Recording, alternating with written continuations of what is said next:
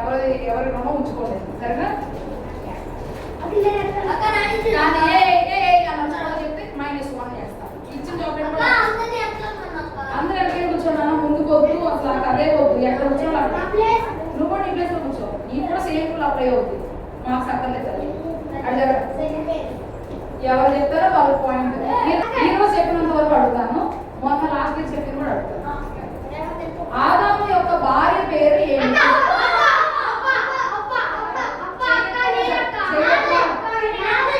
చెయ్యి ఎత్తిన వాళ్ళని నేను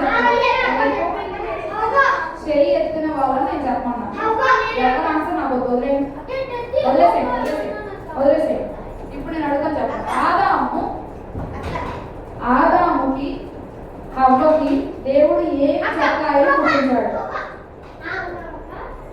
ఎందుకు చేతి అక్క ఎందుకన్నా విన్నావా? చెప్పు. Wrong answer. Very good. చర్మపు చొక్కాయలు పుట్టించాడు. Very good.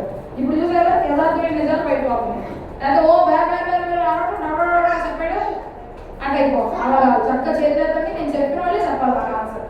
Okay next. ఆదాము హవ్వని దేవుడు ఏ తోటలో ఉండి బయటికి పంపించాడు?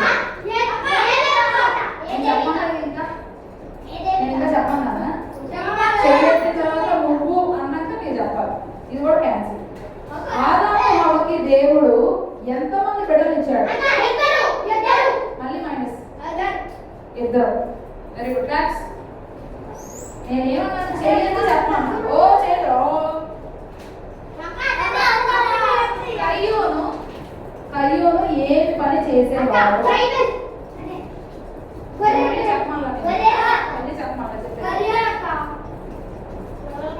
Okay next.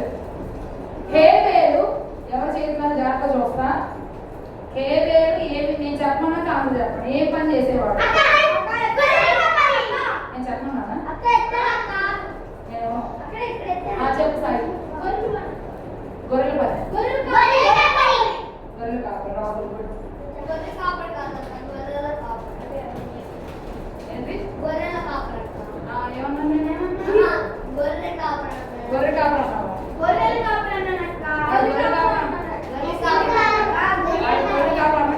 మీకు రాలేదు కనుక మీకు అలా గొర్రె కాపరిలా కనపడింది. సరే ఇప్పుడు ఏంటంటే ఎవరి బలిని దేవుడు స్వీకరించాడు? నేను చెప్పలేదు. ఎవరి బలిని దేవుడు స్వీకరించాడు? ఇప్పుడు నేను చెప్పాలా? ఎవరికి మళ్ళీ అయితే ఎవరి కోపం వచ్చింది బాగా? కయ్యూను కోపం వచ్చింది. ఎవరిని చంపాడు?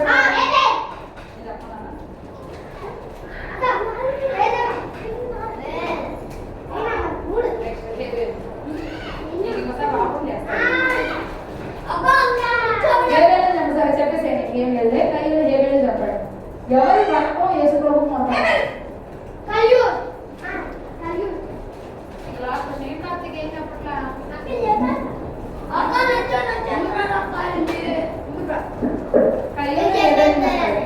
అయితే అప్పుడు ఎవరు ముఖాన్ని చనిపుచ్చుకున్నారు?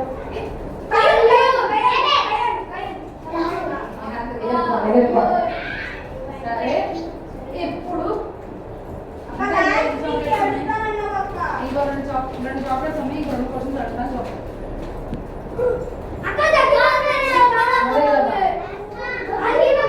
సక్రియ అంటే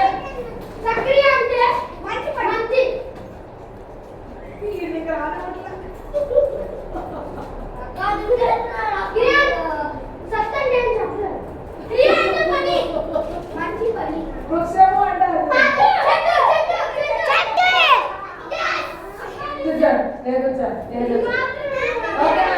బాగా చక్కగా ఆన్సర్ చెప్పారు. చాలా సంతోషం. చెప్పండి వాడు నేను అనబోతున్నాను. వచ్చినాడు చెప్పండి.